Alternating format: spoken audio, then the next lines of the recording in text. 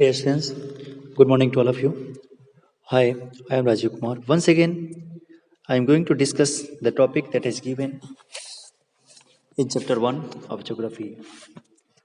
आज हम बात करेंगे जैसा कि इस तस्वीर में दिख रहा है what is ecosystem that means define the ecosystem ecosystem के बारे में यह क्या है। सबसे पहले हम जानते हैं कि मीनिंग ऑफ द इकोसिस्टम जब इसको बोलते हैं परितंत्र that means the perfect meaning of ecosystem is परितंत्र। यह इसे एक्सप्लेन करेंगे उससे पहले यह जानिए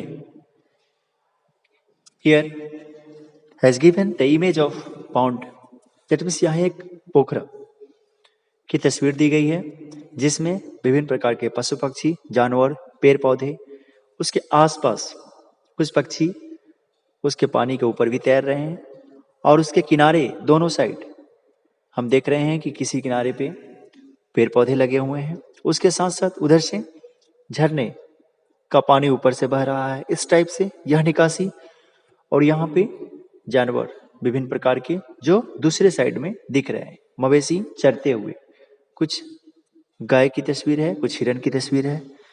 अब हम यहाँ देखते हैं इसका सार समझते हैं, मतलब ये कैसे, दैट मीन्स ये डिपेंडेंट है एक दूसरे पे। ये जो सोर्स है इनका इसी से संबंधित है, इस पर्यावरण से संबंधित। तो इसी रूप में हम जो बात करते हैं इकोसिस्टम का, तो इसे हम जानते हैं इस तरीके से। Ecosystem is the system formed by the interaction of all living organisms with each other and with physical and chemical factors of the environment. Ecosystem is the system. That means यहाँ पे हम यह पढ़ेंगे कि पर्यावरण के सभी जीव जंतु, मानव एवं पेड़ पौधे, यहाँ पे ह्यूमन बींग्स की तस्वीर नहीं है बट इसमें इंक्लूड हुए। तो यहाँ जीव जंतु पशु पक्षी देख रहे हैं, यहाँ हम जानवर देख रहे हैं। मानव और पेड़ पौधे अपनी आधारभूत आवश्यकताओं की पूर्ति हेतु आसपास के पर्यावरण के साथ साथ एक दूसरे पे आश्रित होते हैं। मतलब ये सभी एक दूसरे पे आश्रित भी हैं और इस पर्यावरण पे भी आश्रित है जहां से ये अपनी आजीविका को चलाते हैं। तो इसमें इनका एक दूसरे के साथ बना इस प्रकार का संबंध परितंत्र कहलाता है। इन्हीं का एक दूसरे के साथ जो ये रिलेशन बना हुआ है इसे हम परितंत्र कहते हैं। इसे हम ऐसे एक्सप्लेन करेंगे, ecosystem is a system formed by the interaction of all living organisms with each other and with the physical and chemical factors of the environment in which they live or linked by transfer of energy and materials. ये इसी का रूप है।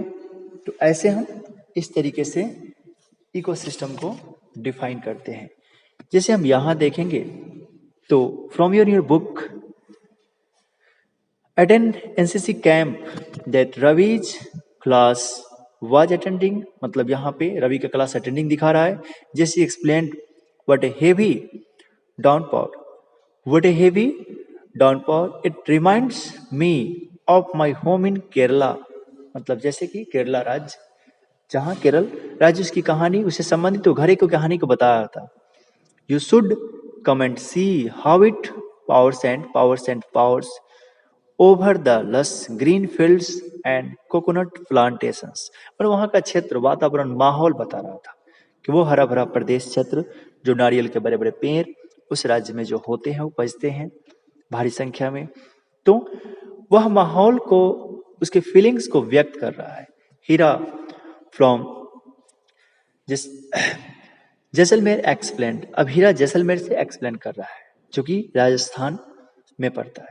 We get no rains, we see only kicker and sand as far as the eyes can see। जैसा कि आंख हमारा देखता है, आंख देखती है तो क्या कैसे, हम सिर्फ यहाँ पे हम बरसात नहीं देखते हैं, सिर्फ धूल धरकन और बालू देखते हैं, कण उड़ते हुए और हमारी आंखों तक पहुंचते हुए।